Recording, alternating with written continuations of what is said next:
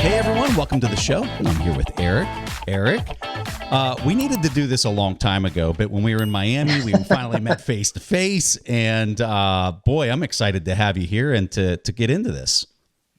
Yeah, thanks so much for having me. It was great to finally meet you in person. I've been watching your pods for a long time, and we've communicated a bunch of times, but nothing's quite as good as having a meal together, right? Yeah. That's right.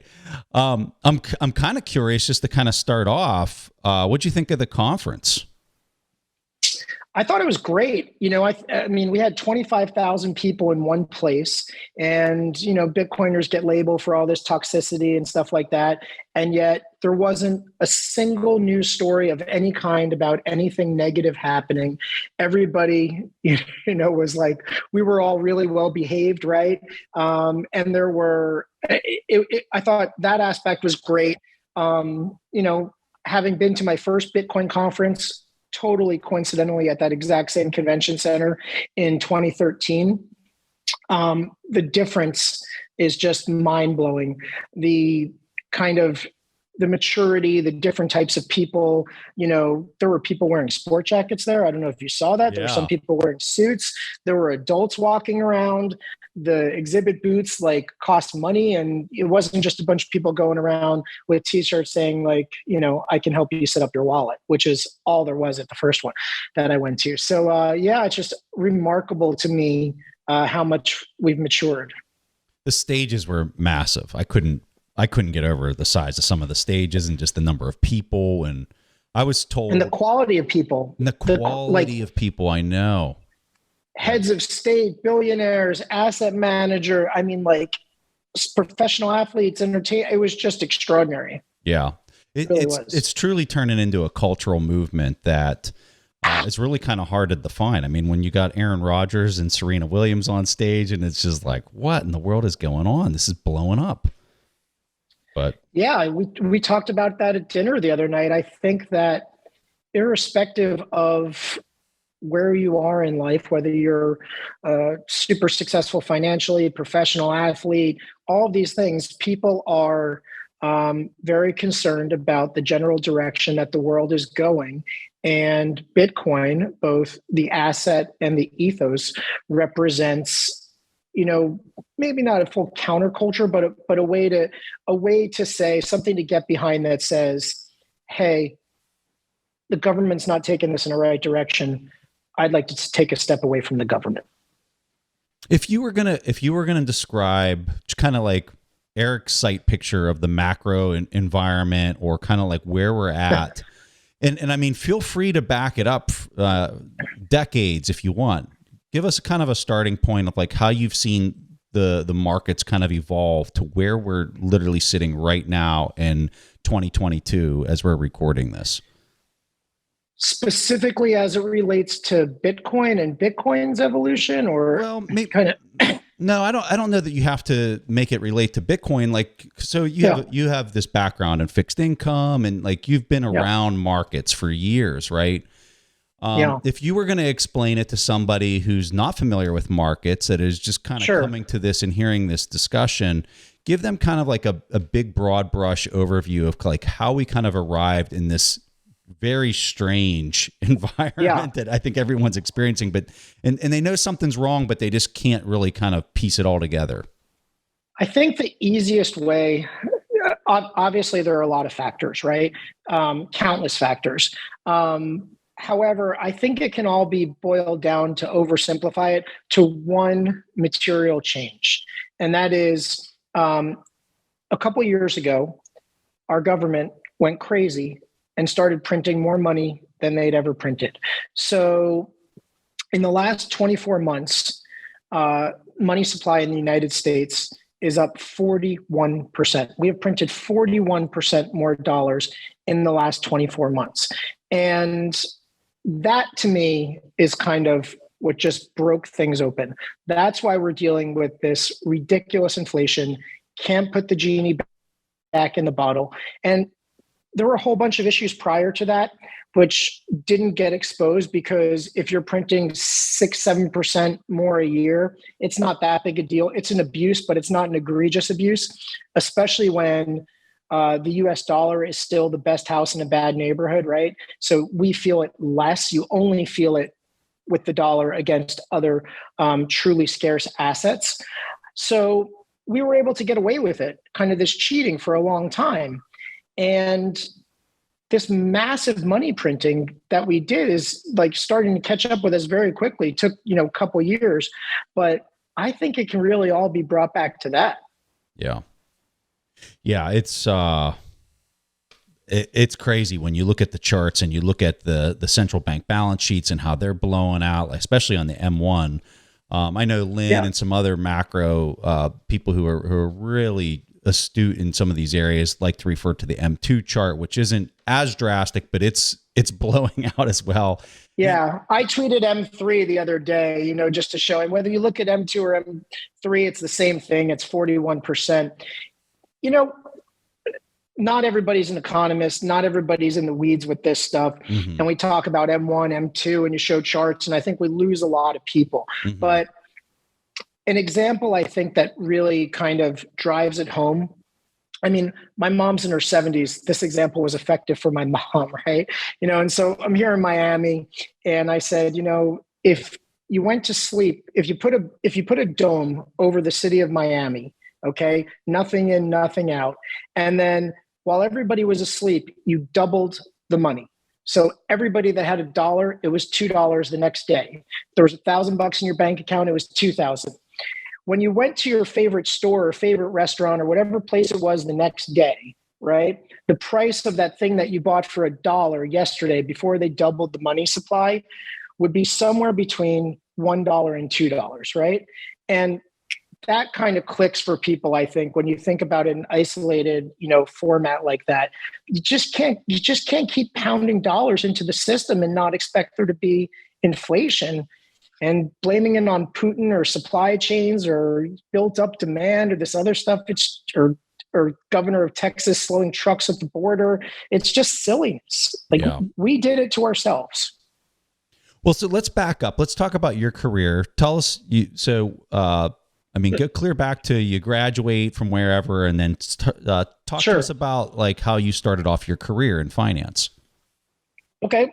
I went to undergrad at the University of Maryland, College Park, and my first job out of school was in the 2 World Trade Center on the 60th floor at Dean Witter. And I would have been there 9/11 had I not gone back to Columbia Business School. So fortuitous. Wow. Yeah.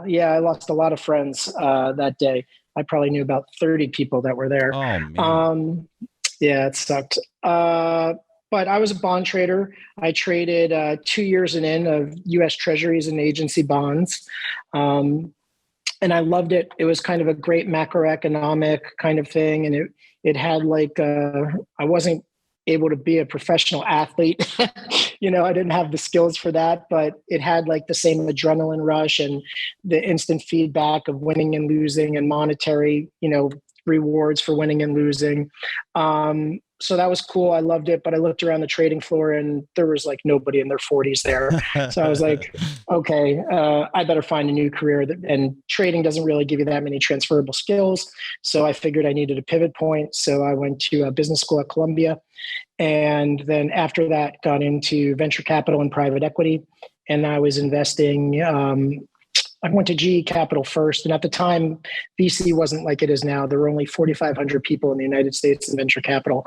It was kind of a small cottage industry. And GE Capital at the time was the largest VC investor, putting out about $1 billion a year. And so I joined them. They had a training program, learned a lot. And then I moved on to a couple other VC firms, but I was always investing in companies that were using the internet. So it was kind of internet-based VC. This was 98, 99 kind of time frame. And so then I joined we invested in a company called Internet Capital Group, ICG. I joined them. And then I helped start a firm in New York called Stripes Group after that. And then I went to a Bitcoin conference in Miami in 2013. And just to see what it was about. And I was really blown away. I don't know that I would have articulated it this way at the time, but being an internet VC, you got good at seeing what was a good application of the internet and what wasn't. And what the internet was really good for was sharing information quickly all over the world, not particularly secure. And when I went to this Bitcoin conference, it was the first time that I saw the internet being used to transmit value safely and securely. And more amazing, party A didn't have to know or trust party B, and you didn't need a third-party intermediary. And so light bulb went off. I was like, this is it. This is the thing. And I was like, I got to do something in this space. I don't know what I'm going to do, but I got to do something. And I was like, what kind of business can I start here? That was my first thing. And the only business idea that I could come up with was, I guess I could start a directory of companies that take Bitcoin. That still wouldn't be a good business, right? So, I was like, and then I thought about it and I said, well, if this is going to work out due to the limited supply, the price of Bitcoin is going to have to go up. Mm-hmm. So I said, well, I'll just buy some Bitcoin and move on to the next thing, right? So I bought some Bitcoin in 2013, and then it was super volatile. It was kind of a passion buy. There was no reason to believe that Bitcoin would be where it is today. And I was up a lot, I was down a lot. And then finally I just sold at a profit thinking, I don't know what the hell I'm doing. I mean, back then $1,000 price point or $5,000 price point sounds like $1 million today, right? Back then. Yeah, exactly. Yeah. Right. Yeah. I think my first trade was at like 700 or something. Yeah. And I think I sold at like probably double that. Yeah. But on a risk adjusted basis, I actually think Bitcoin is a much better investment today than it was then. Yeah. For sure. Like really talk about that. Talk about that idea for people. In 2013, Bitcoin was a hope and a dream. Who knows if this is going to get any traction? Who knows if it's going to be regulated away? There were real risks. I mean, it's just now that we're finding out that the government's not so opposed to it, right? Here in the US, and we've had other governments outlaw it. All of that was like massive risks. So back then it was kind of like there was not any real network effect. There wasn't any traction. There were all these geopolitical risks. It was just no immediate. There was no lightning network. Not even close. There wasn't even a catalyst to envision of how this would catch fire. Yeah. So otherwise people wouldn't have those stories about buying pizzas or using 1,000 Bitcoin to buy an iPhone, like really, it was just impossible to understand that it could really, not impossible, obviously white paper, everything, people envisioned it, but the pragmatic actual acceptance of it would have been hard to envision. At least I wasn't capable of envisioning it at that time. But now I think we're in a really unique situation where on a risk adjusted basis, like literally right now, as we sit here today, I think this is by far the most attractive Bitcoin has ever been. Mm-hmm. The people who like to say for a long time that it doesn't matter what the governments do or say, they can't hurt it, blah, blah, blah.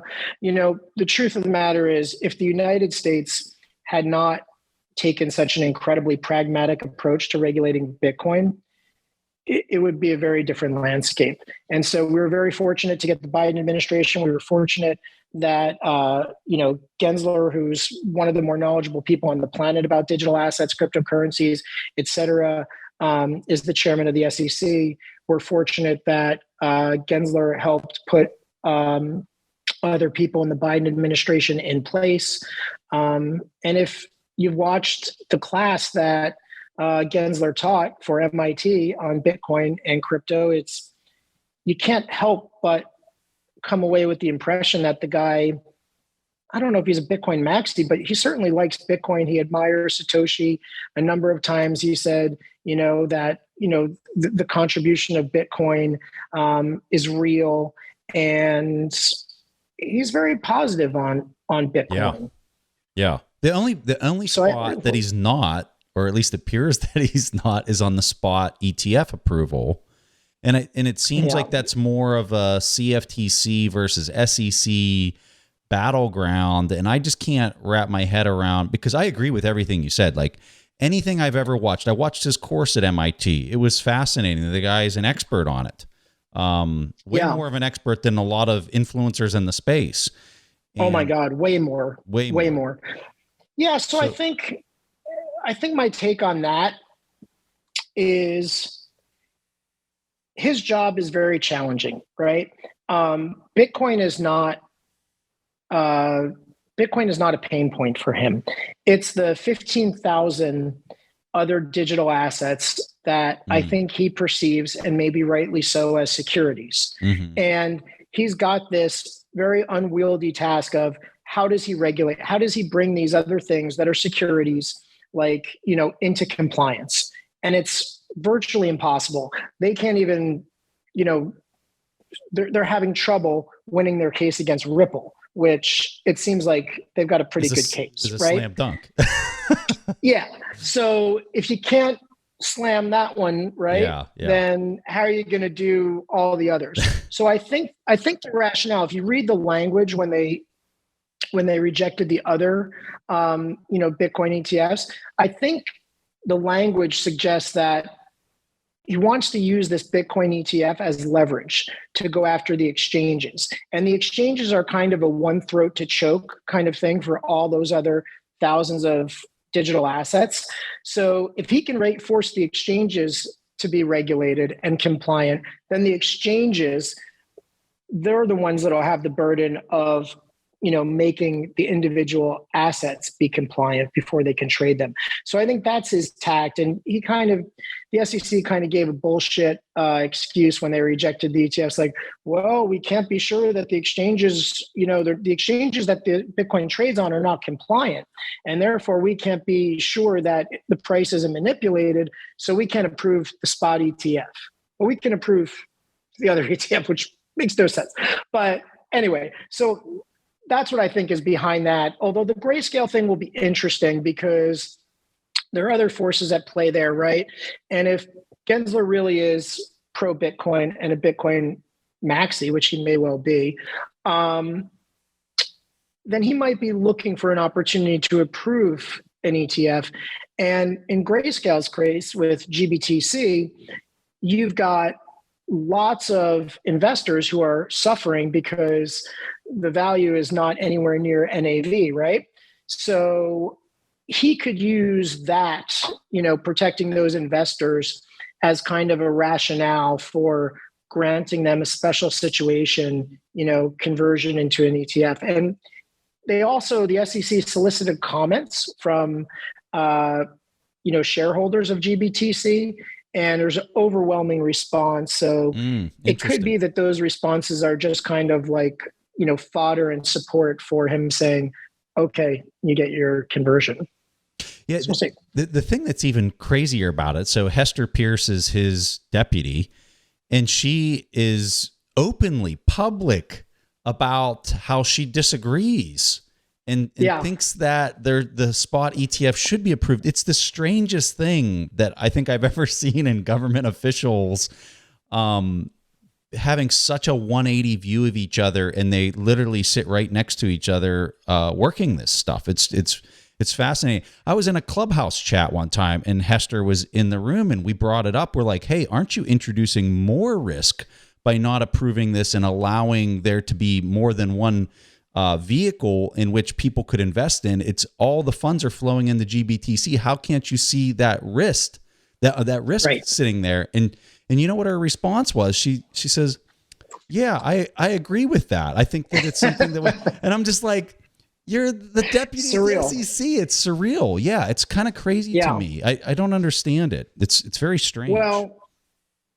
I mean, we have to remember that the SEC is a government agency, and there are no shortage of counterintuitive and counterproductive measures that governments take. So I think it's nice that we have, someone in the top spot who admires Bitcoin and respects its contribution. And I think that we're in really good position to be viewed as property, which is the most important thing, in my opinion. And so I think this confluence of people and events and, regulatory evolution is better than I would have expected, could have imagined.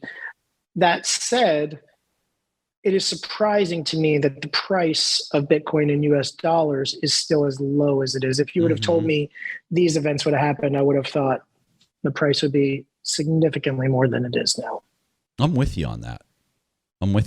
It's and maybe it's just that macro backdrop of the cap rates and all the compression that maybe the fixed income market is putting on cap rates because we got the yields kind of blowing out. I don't know, but I'm with you.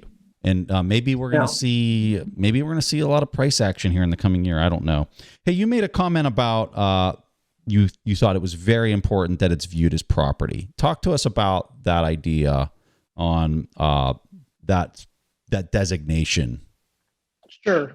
So there are a lot of aspects of property that are beneficial to us as Bitcoiners, right? For one thing, a politician can't advocate for a security.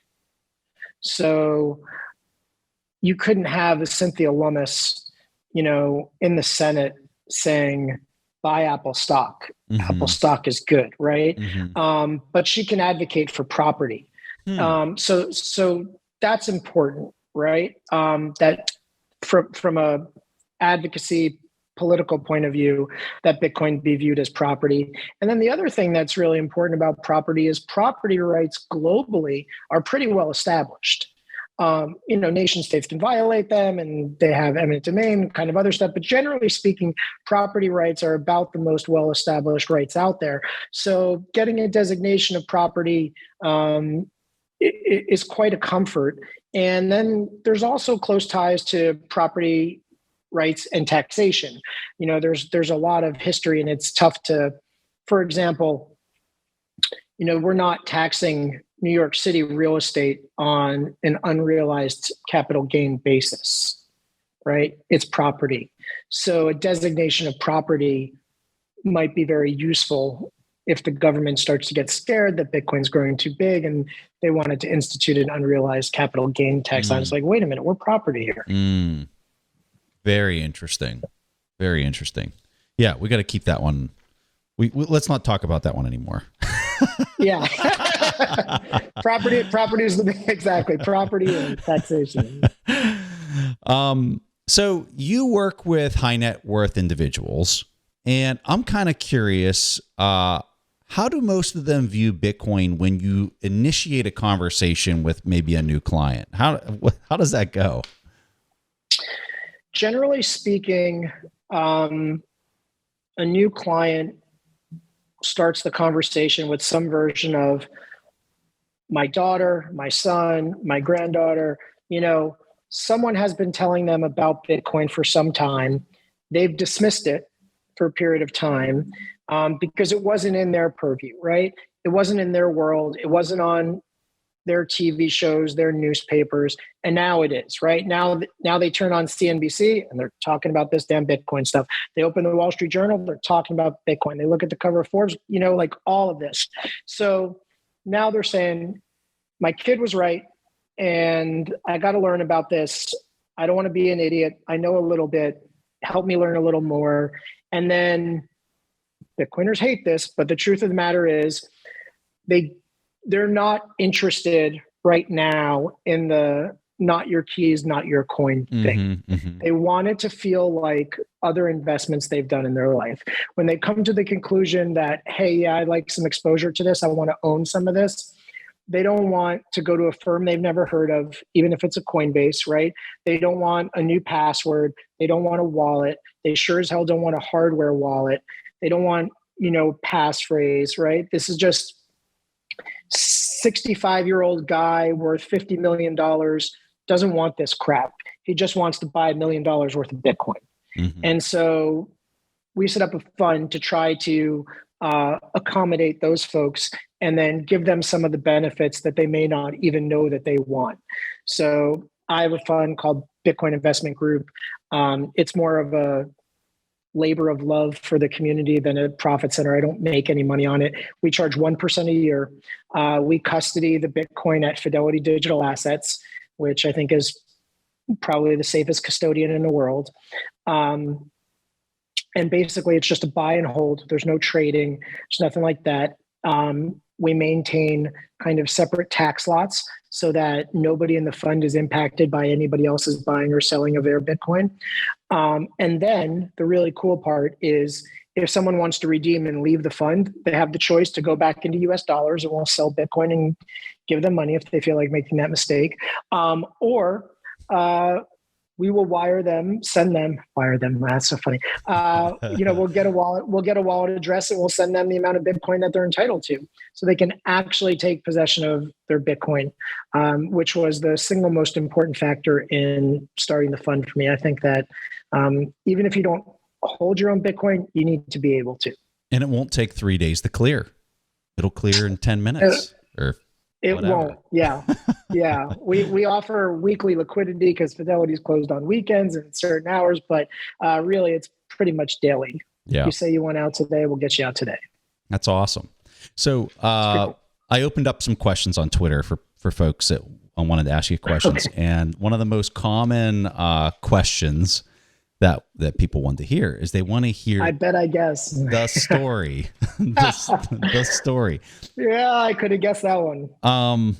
So for people that maybe aren't familiar, so you're famous for orange pilling Michael Saylor into Bitcoin, and so you've known Michael, I think, what, 2 decades, nearly? Yep.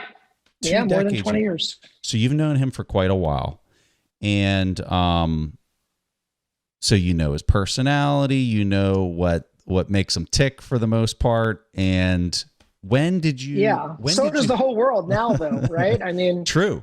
As you now know, what you see on the podcast is truly what you get. There's no act. There's no different version of in person when the two of us are hanging out, alone talking. It's the same as what the whole world gets to see. I will disagree with you there, and here's why. Okay. When you're with him in person, the breadth of what he knows is astounding. Is that the right word to use? It is astounding. I mean, it's unreal. It really is. You get a little bit of an example of that. He just did this podcast with Lex Friedman, so that's worth. It's like 4 hours long, and he goes into some other very interesting areas where you just kind of like, how do you know that? How do you know that? It's like, that's what I walked away from. The time that I spent with him and you. I even said to you as Michael walked away for a second, I said, "How in the world does he know all of this? Like it is out of control." But tell us your story. How did you? Sure. How did it happen? Right. Yeah. So like you said, we've been friends for a long time. We've always discussed kind of technology and different investments in the space. It's just kind of what we're interested in. And we were spending a lot of time hanging out at his place in Miami during the pandemic. And, we were kind of trying to make sense of things that frankly just didn't make sense to us. This K-shaped recovery and government printing money, and why were stock prices going up when the entire world is shut down, just trying to make sense of everything. And a little bit frustrated, frankly, that, things weren't going in the logical direction a lot of times. And I said, he remembers that I said something along the lines of, anytime there's big change like this, there's opportunity, and we just need to find that opportunity. And then I went back to talking about Bitcoin because that's kind of what I do.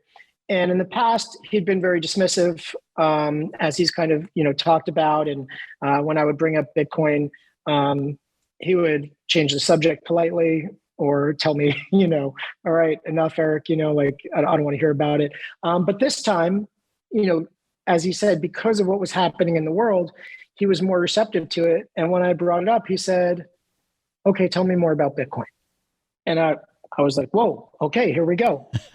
And then over the course of a few days, I downloaded everything that I could, which wasn't enough to satisfy him. So he said, okay, if I want to learn more, where do I go? And I directed him to some books and some pods and some folks to follow on Twitter, et cetera.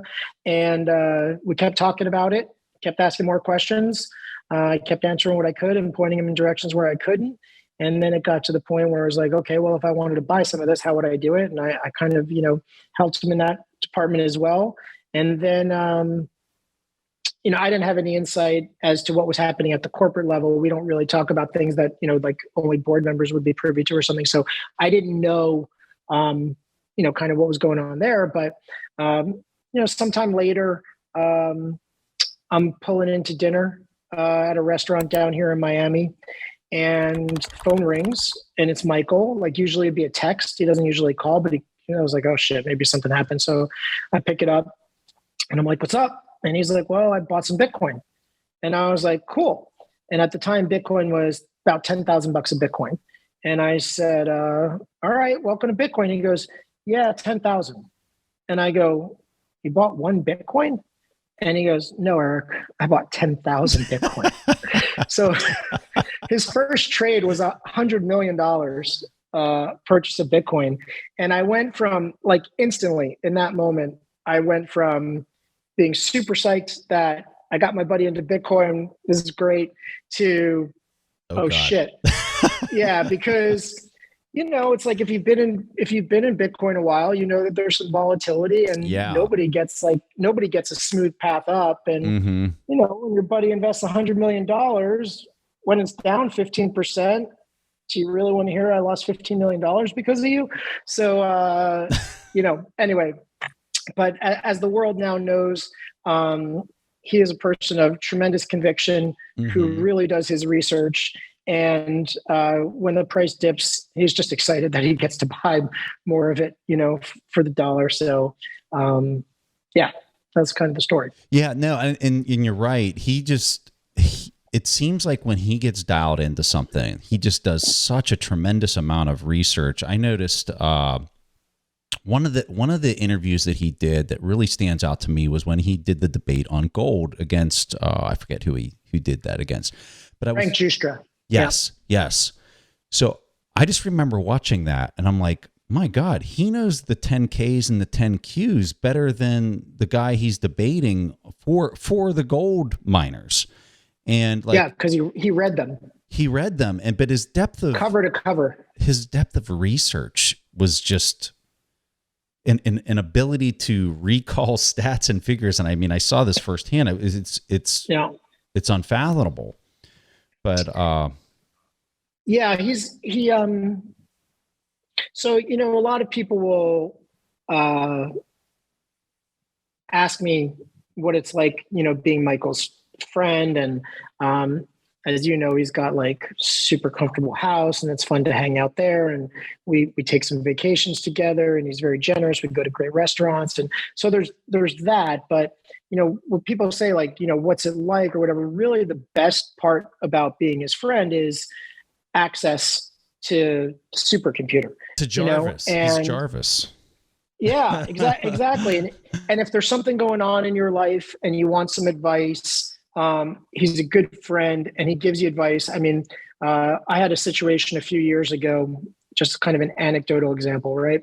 I had a situation a few years ago where I had worked out a business deal with a group of people that I knew. And then we were starting a new company, a new endeavor. And at the last minute, I kind of got screwed out of the deal by some unethical behavior. And I was really pissed about it. And I could have sued, and I had like a lot of legal grounds to sue. But, and I was talking to Mike, I was like, what do you think I should do? And, he's just so smart and so pragmatic. He's like, Eric, you're fighting over ownership in an idea. He's like, of all the great ideas I've had in my life, very few have worked out. Most fail. It's like, basically he's like, you should just let this one go. And it was really hard for me at the time. And I was like, you know what? I'm clouded by emotion here. Yeah. My buddy's really smart. He's good at business. I'm just going to let it go. And it turns out that deal didn't work out. It didn't turn out to be a huge miss. That they didn't make a ton of money on it. And I still have a good relationship with some of the people involved in it because I didn't sue them. And so like, that's really the best part about being friends with Michael, is kind of access to, his perspective and view on things. And you're right. It's he's got his brain works in a very interesting way. So like from my perspective, he's got like this chronological view of the history of the world. And for any given time, century, date, whatever, he will have some idea what was happening that was shaping like yeah. And he'll know what was happening in Europe, what was happening in Asia, what was happening here. And so when he gets new information, it's against that backdrop of what was happening. So when he studies for, like that gold debate against Frank, he has the benefit of having a view of history and civilizations and developments. And then when he got into Bitcoin, he started focusing on kind of a Bitcoin standard, perspective of it and like the monetary aspect as well. He had the basis of history to overlay that monetary piece, and it all just kind of clicks for him really quickly. At the conference recently, Peter Thiel kind of made a splash with his speech and just kind of some of his thoughts. I'm kind of curious if you have any opinions or insights from Peter's comments. So Peter took, who am I to criticize Peter Thiel, right? I think that everybody who comes to Bitcoin, everybody who comes to Bitcoin does and should come with a healthy degree of skepticism, right? This is something new. I've heard a bunch of FUD, and you need to prove to me, or I need to prove to myself through studying that there's something here, right? And I feel like the Warren Buffetts, Charlie Mungers, Jamie Dimons, I think those are the guys that he took a shot at, right? I think those guys, are old, right? And that's relevant because they've enjoyed the world the way they've seen it for a long time. They know that they're on the back nine, so to speak, right? And, maybe they're not open to embracing something new, especially since they are traditional finance guys, and this kind of upsets the entire traditional finance world a little bit. It's very threatened by no trusted third party. These guys made a living being trusted third parties. JP Morgan is nothing other than a trusted third party, right? So I understand why they would kind of maybe choose not to see it. But I think it's more constructive, generally speaking, not to attack these folks and more to view everybody as somewhere on this progression from against it, skepticism, open to it, acceptance, loves it. We gotta move people along this progression in a constructive way. And truth be told, I think there's a lot of evidence that Jamie Dimon has moved that direction, right? At first it was, I'll fire anybody that I find trading it at my firm. And now his firm sells it. They sell Bitcoin funds. They'll rip you off, but they sell third-party Bitcoin funds because too much money was leaving the bank. And they said, all right, give them what they want. So, what's the next step? JP Morgan, I think, was involved in the creation of Zcash, actually. So they're not anti-crypto. They had crypto group that had, more than 100 people in it 4 years ago. So they're aware of blockchain and the benefits of it. And they even have their own JP Morgan coin now and stuff. So I think there's just no need to be so toxic. Let's just bring people along, and whether they buy a little or a lot, we need everybody. Yeah.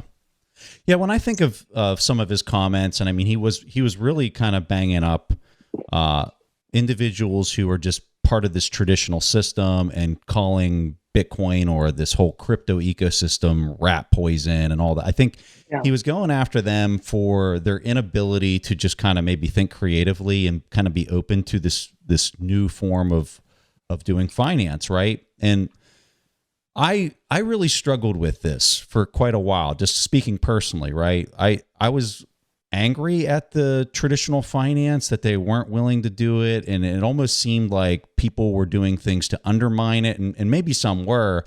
I think the more that I've thought about it and the more that I've kind of come around to just being in this space and seeing the disparity between this older way of thinking and this new vibrant ecosystem that's just, I mean, Miami was a perfect example of that idea. Yeah. I think it's about order. I think it's about these individuals, and you said that they were extremely successful in this environment that allowed them to kind of rise to the top and be prima donnas and just apex. Michael likes to use the word apex predators of that environment. Absolutely. And as that environment looks like it's changing, whether that was an animal or a human being, as that environment appears to be changing and shape-shifting around them, I think they fear that they're losing control, and the order they're seeking order in this environment that seems like tectonic shifts around them that maybe they can't control. And so what people like myself and many others, I think, are looking at them and saying, "You're evil." I think it's actually more them just trying to cling to order and control of what allowed them to become the apex predator of finance or business or whatever, right? Yeah, the analogy I've used in the past is kind of like if they're kind of like a professional baseball player at the end of their career. Yeah. And then someone comes along and says, baseball's over, man. It's all about ice hockey. And like, try getting that old baseball player to learn how to skate and start playing hockey because baseball's over. They have no appetite for it. They've crushed it in the construct that we have. They're good. They're at the end anyway. They don't need to learn it again. They're going to be just fine. They don't need to learn something new, and they just have no appetite for it. But as Saylor said, it's like, why are you asking Buffett about Bitcoin? Would you ask your great grandfather his thoughts on a new technology? You just wouldn't. Yeah. And Buffett, for as smart as he is, and he's a Columbia guy, and I'm a Columbia guy, and I like value investing, and I have mad love and respect for Warren Buffett. I really do. And I admire a number of things about him, including his humility and a whole bunch of other things. Yeah. But, Bill Gates was his best friend for a long time, and he never invested in Microsoft. So, and he was asked about that, and he just said, I just don't understand it. He's like, I understand Coca-Cola. I understand Gillette. I understand insurance. And he'd explain in detail, if I gave you $100 million and told you to get people to stop drinking Coca-Cola, you couldn't do it. There's nothing that's going to happen tomorrow that's going to stop people from shaving. So Gillette's going to be just fine. And he had this great simplistic approach that worked for him. It was kind of indicative of the time that he did it. You couldn't really do value investing like he did now. But it served him well, and I don't think he has any interest in seeing something new. Yep. Hey everybody, Trey Lockerbie here from We Study Billionaires, and I wanted to tell you about a new company that I absolutely love, and that is called Trade. Trade combines two of my favorite things, coffee and technology. So what you do is you go to drinktrade.com, there's a super simple survey that you take, and then it tells you which coffee they're going to send you that you are literally guaranteed to love. Meaning, if you don't love it, they'll send you a new bag of coffee for free. And from there, you can keep experimenting so you're not falling into the same rut of drinking the same coffee over and over and over again. There are so many different types of roasters, levels of roast, beans from different parts of the world. There's plenty to nerd out on here. So why not be adventurous and try some new stuff? After I took the quiz, they sent me a bag from Sight Glass Coffee in Northern California, and it's literally my favorite coffee of all time. Normally, I've been drinking a coffee where I have to sweeten it with honey and almond milk, but this coffee, I could actually drink it black. It was so delicious just on its own. And right now, Trade is offering subscribers a total of $30 off your first order plus free shipping when you go to drinktrade.com/TIP or click the link in the description below. That's more than 40 cups of coffee for free. Get started by taking the quiz at drinktrade.com/TIP and let Trade find the perfect coffee for you. That's drinktrade.com/TIP for $30 off. All right, so let's talk about a topic that's hot and heavy these days, and a lot of it comes down to ESG, the environmental stuff. So much of this just seems like it's coming out of Ripple. So with Chris Larson, with him, with his announcement, there's so many articles that have disputed this. When I just personally look at Bitcoin, it's like the ultimate capacitor, right? And like Michael, I'm an engineer, right? So I'm looking at this and I'm saying it's a capacitor, it's a battery that any excess energy that's being produced, and I don't care if you're doing a waterfall or a solar array, right? There's going to be moments where you need so much capacity for energy during peak times that it's overproducing and it's not easy to turn off. And there's Bitcoin ready to just soak up every ounce of it and preserve it with near perfect energy loss, right? With near perfect no energy loss. No energy loss, yeah. So it's just, I think for us in the space, it's extremely frustrating to hear the FUD that's out there. How would you characterize this FUD? Is it malicious? Are there people that are trying to sell their own bags? Is it just people just don't understand it because it's super complex? Is it a political play? Like how would you bucket this and then kind of define kind of the magnitude of those various buckets? I absolutely think it's malicious. I think that the generation of the FUD is malicious, and there are someone or some group of people behind it that are literally bribing journalists, bribing Greenpeace, bribing others with this narrative, and they're funding research just like any funded research is going to deliver the results you want, right? Like the tobacco industry, the Greenpeace, whatever. It's like, I'll give you $5 million because Bitcoin's bad, but we need you to really make the case that Bitcoin's bad. Okay, we want the $5 million. We're happy to do it, right? So I think that the FUD and the data and the bullshit is all manufactured. The problem is the folks that are doing it are very good at it. Mm-hmm. And we've got kind of this environment, especially with social media and all the ESG kind of perspective, globally, that it's catching on. And these people really, the first level is malicious. The second level is ignorant people who care about the environment, who are taking this and running with it and just saying, here's my data, here's my research, and you're bad, right? And so it is a problem. It can be combated with ethical research, honest research, good reporting. And I feel like the tide is starting to turn there now. And so it went from, it looks like it's going to go from you're not green enough to, well, you're using too much energy. You shouldn't be using energy at all. You should be doing proof of stake. And it's just they're going to keep coming up with something new, and we're going to keep having to shoot it down with facts. Yeah. But we have the benefit of having the truth on our side. So hopefully we will prevail. And the other thing we have on our side is even if let's just say a country gets it completely wrong and they ban it, right? I obviously don't want that to happen here in the United States, but let's say it happens in one of these major economies. Everybody has to do it simultaneously across the planet at every single country for it to even remotely have an impact on how the full nodes are going to accept or decline blocks that are being found by miners. Like long term, it doesn't matter what anybody's opinion is. I don't have worries about that. My concern is more, I want people to appreciate Bitcoin. Mm-hmm. I don't want it smeared, with lies. Yeah. Yeah. And so because there's no centralization, because there's no company, because there are no marketing team or marketing budget or ambassadors, I think all of us feel an obligation to scream the truth as loudly as we can.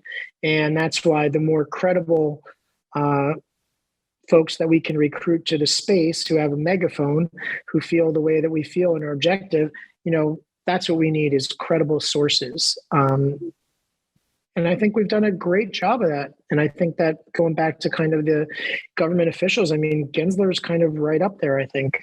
He's on our side. Yeah. All right, here's one for you. Altcoins. How do you view this?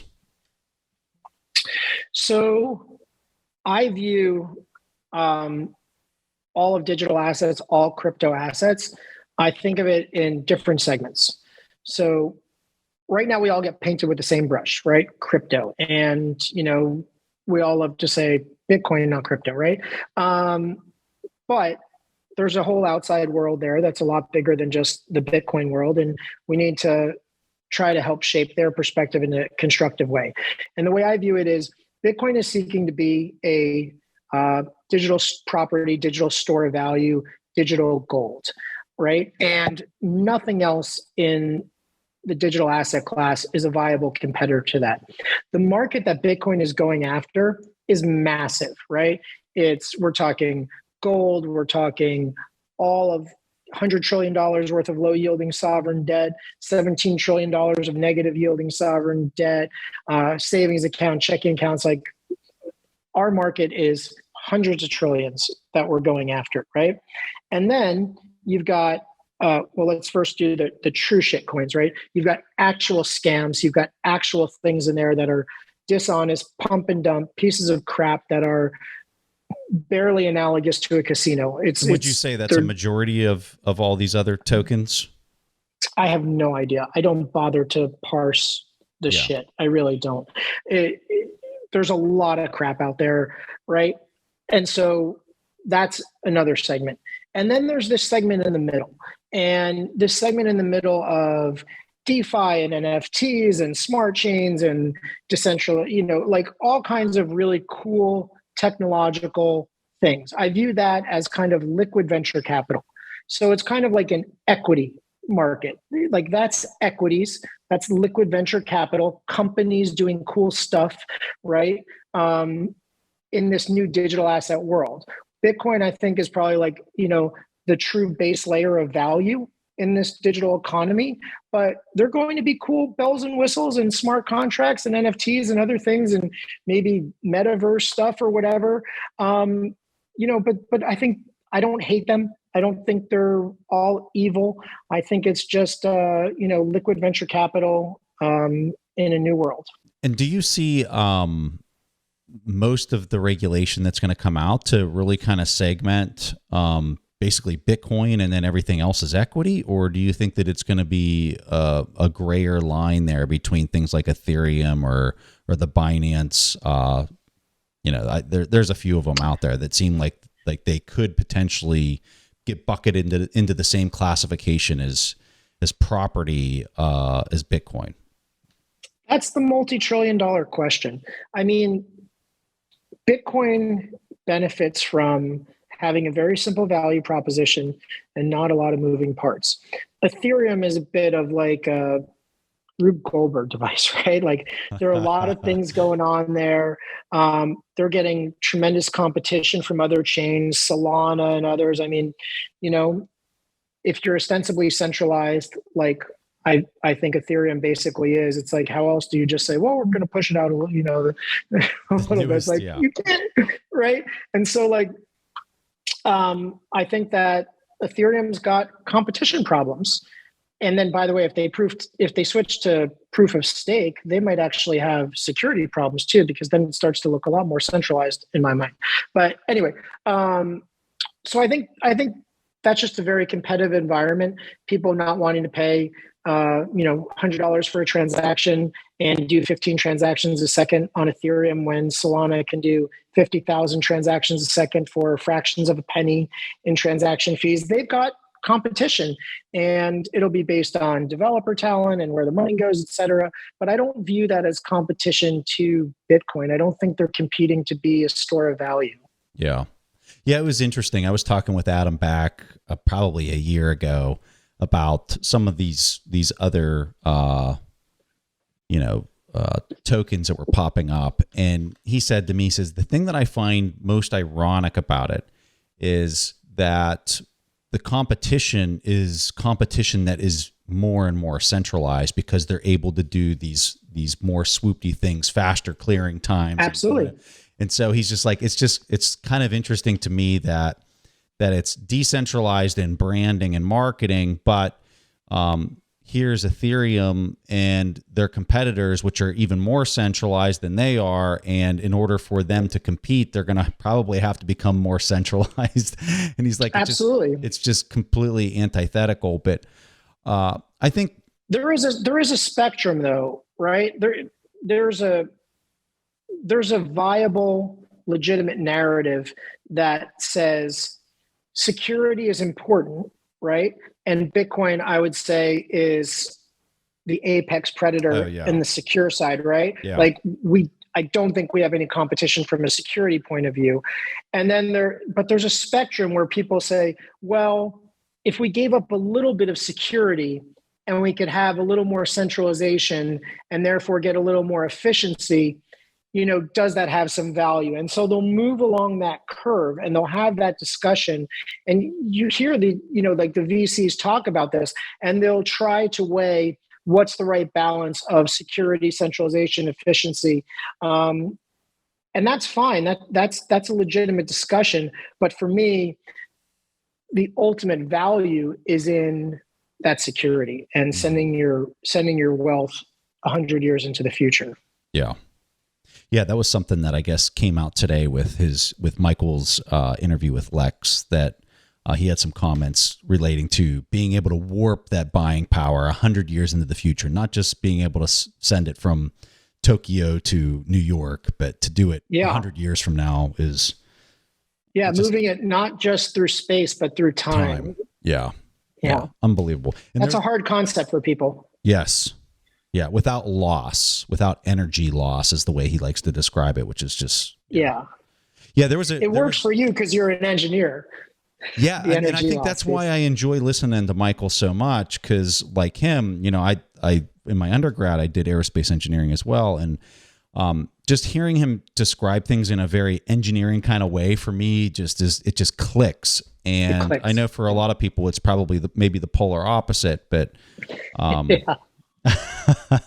but for me, I'm not an engineer. Yeah. I really sometimes we're having conversations and I'm like, dude, I don't know what you're saying. Speaking of engineering, there was a really interesting announcement at the Bitcoin conference, or maybe a day or two before, where I guess Lightning Labs has figured out a way to transmit tokens, stable coins over the Lightning network. And oh my God, you talk about engineering at a level that I just makes your eyes roll back. Like, what are they even saying now? And how in the world are they doing this on the software side? But I'm really curious and can't wait to dig into some of that some more, because there's a lot of people in the space saying that all these competitors in the that we were just talking about in the altcoin space, as far as like security tokens and things like that, might have a real competition on their hands with this new announcement out of Lightning Lab. So we'll see what that entails, and see if we can try to understand it a little bit more before we talk about it more. I think that's a huge thing. By the way, Junseth kind of explained to me how Lightning can be used for stable coins. I can't say that I fully understood his explanation. I certainly didn't understand it well enough to share with you, but you should chat with him about it because he definitely gets it. But I think that may be the killer app, right? Mm-hmm. Being able to move stable coin on Lightning, I think may be the killer app, because... And it's all synthetic? It's all synthetically created with Bitcoin backing? Is that what you're No, not Bitcoin. It doesn't need to be Bitcoin backing at all. It could be like Tether. But okay. But basically, if we can do that, which I'm told is completely possible and very doable, and I think according to Junseth, that's already been done in the past or something. So it like really, it's not fantasy. But the beauty of that is the killer app might be having a non-custodial wallet on your phone that has the Bitcoin savings account, right? So you keep all your money in Bitcoin, and then when you need to transact, you have a USD or Euro or whatever digital yuan stable coin account in there as well, like your checking account, and you're buying something for $10, you take $10 of Bitcoin, transfer it over to your stablecoin side, and paying $10 a stablecoin. So you kind of have that savings account, checking account thing. And I think that might be, one of the true killer apps. This thing's moving out so fast. Is it moving so fast that central bank digital currencies just don't even have a prayer? Is it just like in a completely different time horizon than Bitcoin? What are your thoughts there? Because when you say things like what we just said, it almost seems like they're going to arrive to the scene 5 years later after they do their testing and their studies and all this stuff that, like, I'm hearing the timelines and I'm saying, based on where this debt market's at and where this bond market's at and like the destruction of the inflation prints and all that, I'm looking at that timeline. I'm saying you're in a different universe if you think you're going to compete with the pace that this thing's moving out. Like, what are your thoughts?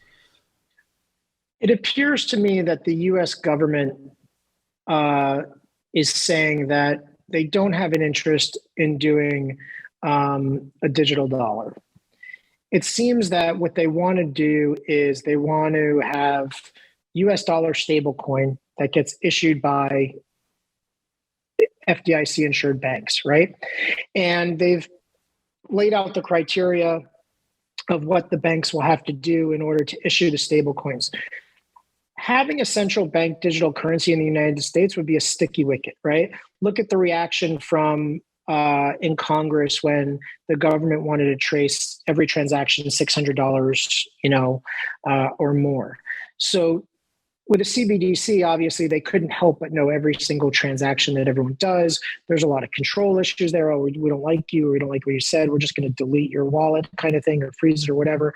So I think that maybe the U.S. government doesn't want to touch that, but they do want to proliferate the dollar. Stable coins can do that.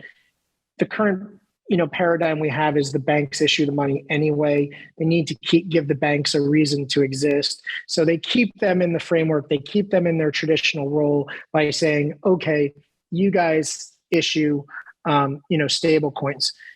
It's going to take them a while to get there. They're not there yet.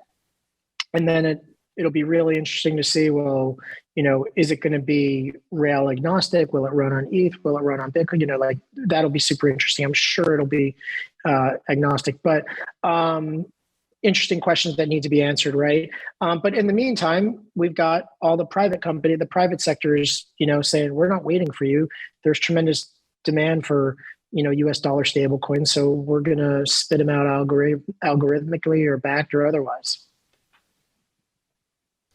What point do you see Bitcoin crossing the chasm of for capital inflows of high net worth family offices? So there's a lot of folks that say it's actually too small for my investment to come back to me when it's 10 trillion, right?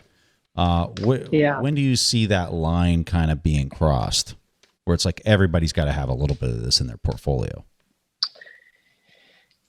It's a good question. I don't know that I have like a US dollar figure number that's coming. I think it's more a matter of, as high profile individuals stand up and say, I own this, I believe in this, I support this. You'll see family offices, wealthy people, when it's someone they respect, they start to move over. When they bank with Goldman Sachs, when Goldman Sachs says, yeah, we think a 5% allocation to Bitcoin is prudent, they're price agnostic. It's like, okay, take 5% of my portfolio, put it in Bitcoin. Not what's the price of Bitcoin. It's an allocation, right? So I think as the individuals and institutions that these people respect start to go, they'll start to go. No one wants to be first. It still feels like first. I think that's changing pretty drastically. You hear what Janet Yellen said the other day. I mean, that was a massive, massive thing for her to say, like, Satoshi's innovation is real. Like, yeah. Oh my, no. Whoa. Right? That's not, we're going to outlaw Bitcoin. And Janet Yellen's a sharp lady. I mean, is a very smart person. Yeah, I don't know. It sounds. It's come a long way from the yellow notepad behind her. Right. but that back to my point before. We need to allow everybody to progress. Yeah. Bashing Janet Yellen, calling her an idiot, doesn't get her from there to here. Mm-hmm. Education does. Being constructive does. Being cheerful and constructive, as I like to say, right? And let's move people along, because at the end of the day, we want this thing to be for everybody, and we don't get there by alienating people, right? We all said no before we said yes. Yeah. I like that. I like that a lot. And that's advice that I can personally take as well. When I'm talking to folks, people who like, you can tell they want to own some, but they're a little skeptical. They're a little scared, to be quite frankly. Like, they're looking at it and saying, I have no idea what's holding the price where it's at. Like, I could, and I know it has like 70% annual volatility or whatever it is. And so what I find myself often telling those people is, if you're really skeptical, just take a 1% position. If it has 70% volatility and it's 1% of your portfolio, you're not even going to notice what it's doing, right? And because it has so much asymmetry, if I'm right, it's going to be a massive performer inside your portfolio. And I tell, and they say 1%, that's it. I said, well, based on the price of where it's at today, it's 1%. I said, but if the price was $500,000, I'd tell you probably need to have about 10% of this stuff in your portfolio. And they stop and they're like, well, what? Like, that doesn't make any sense. What are you talking about?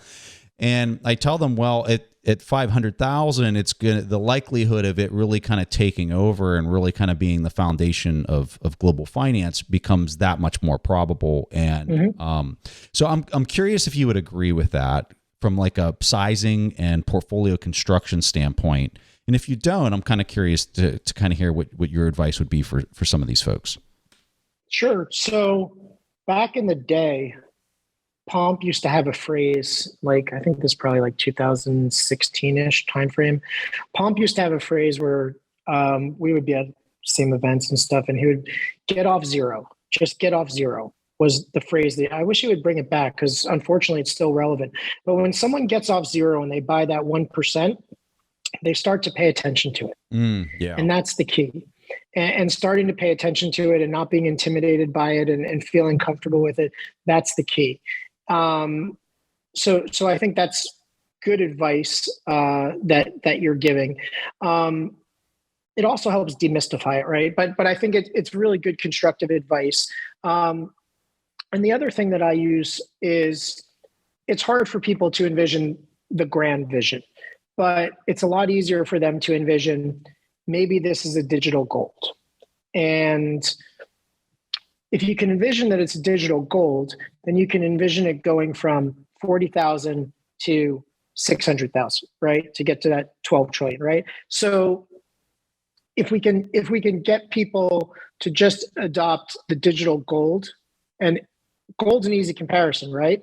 It crushes gold in every possible way, from movement, storage, stronger, right? Like harder, like, no dilution, relatively speaking. I mean, it's easily a better digital gold. And even if that individual doesn't want to accept it a digital gold, they'll probably accept that their children view it as a digital gold.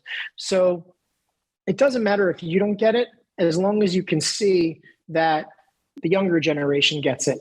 And there's more of them. They keep coming. There's people who are, with money now coming. Who are born with coming. They were born with an iPad in their hand, and they don't care that you can't touch it like a gold bar. They like that they can zip it around and buy stuff in the video game with it and everything else. They like that you can't touch it. They do. Yeah. It's not a burden, right? Yeah. And so, dinner with the guy recently who's like, young programmer out of Stanford, graduate degree, and he's like, his question to me was, I just don't understand traditional finance. I'm like, what do you mean? He's like, I just don't understand bank wires. He's like, we had to do it the other day. I don't know why anyone would use it. There was all kinds of people involved in permissions, and it still took a whole lot of time. And then we didn't get in before the wire went down. He's like, why does the wire go down? Where's it going? Like, I don't get it. just didn't understand why we use this stuff. How it could be that complex. Yeah. But we have a better solution. It's not fantasy. It's here. Like you could do it right now. Like, why don't you just do it? It was really, so that's coming. And, those are the conversations that you have with the family offices, and, they're not living in a bubble. They're not these like stuffy old people in suits. They're just normal people, like curious about what's all this talk about. But I also have to say that recently what's been most helpful is the geopolitical events. Being able to talk about what happened in Canada with the truckers. Oh yeah. That was huge for explaining. Huge. There were most of the high net worth individuals that I talked to are living in first world country, primarily the US. And it's like, this doesn't have any value proposition for me, dude. Like, my money's safe in the bank. I don't give a crap about this. I get why maybe somebody in Venezuela or Argentina needs this, but I don't need this. Then they see what happened in Canada. Then they see what happens in Ukraine, right? And Russia. And they see that we're just like, countries have just decided they're going to seize oligarch stuff because their country of origin is Russia and the US isn't at war with Russia and these people didn't have any due process. But we're going to take their stuff anyway. But like, okay, but these are smart people. They got rich because they're smart in most cases. And it's like, well, I'm a rich American. What happens if my yacht is in a country that isn't the US and that government just decides they're going to take my yacht or my house in another country, right? And they just decide to seize that, or my money in a bank in this other country.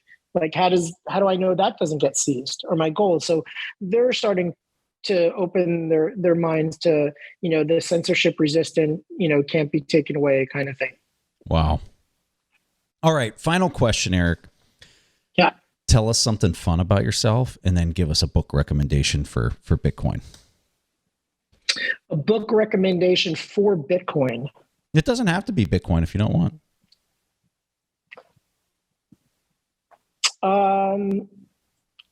Book recommendation stuff. I mean, Atlas Shrugged, I think is, when I read it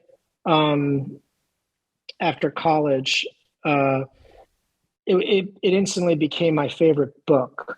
And then I actually read it a second time, but I read it as a fiction book that aligned with the beliefs that I had that I wasn't really able to articulate at that time. And fast forward to today, it's absolutely frightening how we see reality trending in this direction. So I think it's a book that's more relevant now than it's ever been, and is certainly worth reading if people haven't. Yeah. Something fun about myself? I don't know. What are we just fun? Saylor and I play a lot of chess. Oh, wow. Yeah, really? So we play a lot of chess. I don't know that neither one of us are as good as Jack Mahler's. That's for damn sure. Oh, that kid was like, I know he's good. Is he? I think he was like Illinois state champ in high school or something. No way. I didn't know that. Yeah, he's legit. He's legit. But Saylor and I are about the same level, which is good because the outcome is, not certain when we start. And it's just, it's a game that we like because it requires so much focus that it's tough to turn off your brain from our world, because obviously Bitcoin never stops. So you can always be checking something, or Twitter never stops, or whatever. Like, there's always stuff to pay attention to. And we like the fact that chess is kind of all consuming and you need to focus or you're going to lose. I love it. So who plays the gambit more? Saylor does. Yeah. He likes to play white. Of course he does. Of course he does. Yeah. Of course he wants to go first. Yeah. That's pretty cool. Okay, I didn't know that. And have either one of you guys played Jack? We have not. We have not. You guys need I don't think either.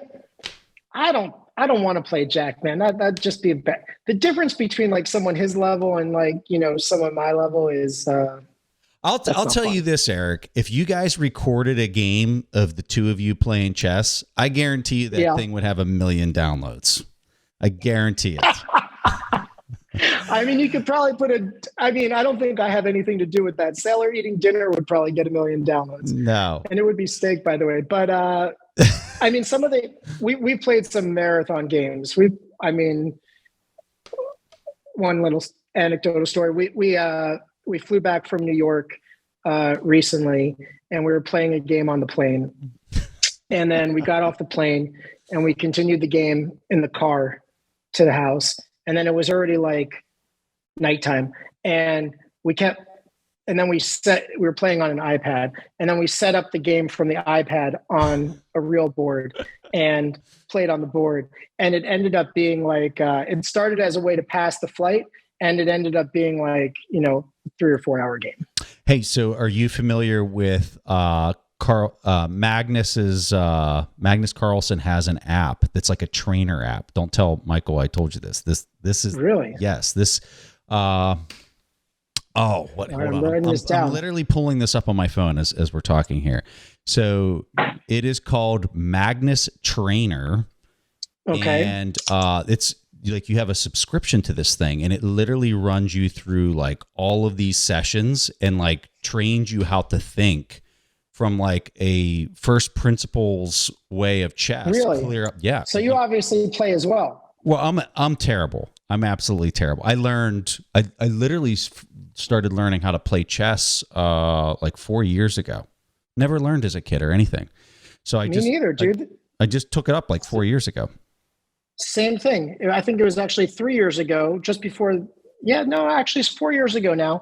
And the first time Saylor and I are playing, we're playing out on his outside board at his house. Yeah. And his pawn, like I moved my pawn, mm-hmm. and he kicks my pawn off the board. And I'm like, the fuck are you doing? Yeah. Like, and he looks at me and he goes, en passant. And I go, oh, yeah. Fuck? Yeah. And I go, what is that? I go, what the fuck is that? And our friend Ray is standing there and he just looks at me and goes, like, it's a thing. Like, I didn't even know the rules, so. Well, that's took it upon interesting. myself So we're kind of all on the same. So yeah. I got this app, I have this fascination with studying the brain. I talked with it, Robert Breedlove and I did a recording on some of the books that I've read about the brain and whatever.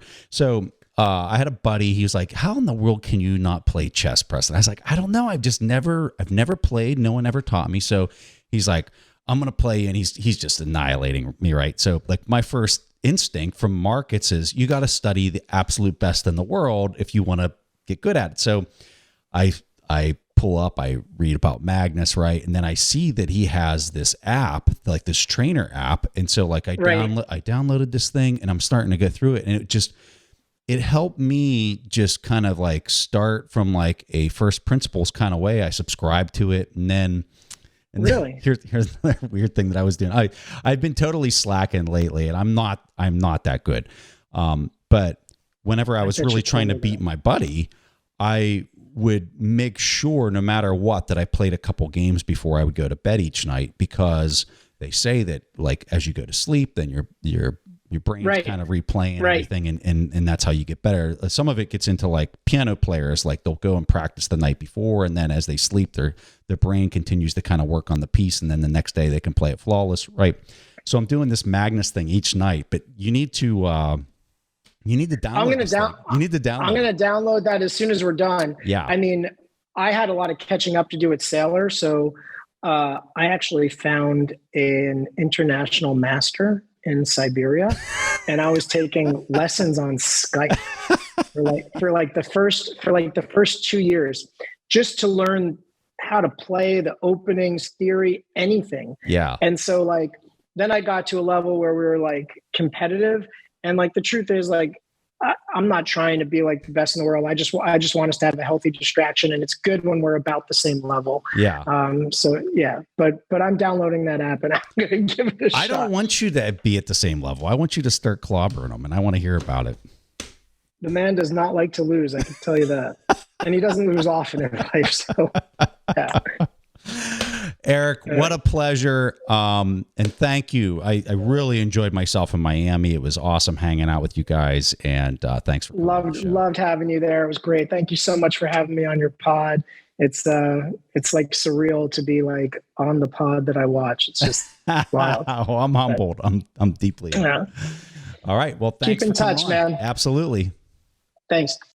Thanks for watching. Make sure to subscribe and hit that notification bell so you don't miss out on the next podcast episode and new investing resources. What are your takeaways and thoughts on this discussion? Let us know in the comments section below.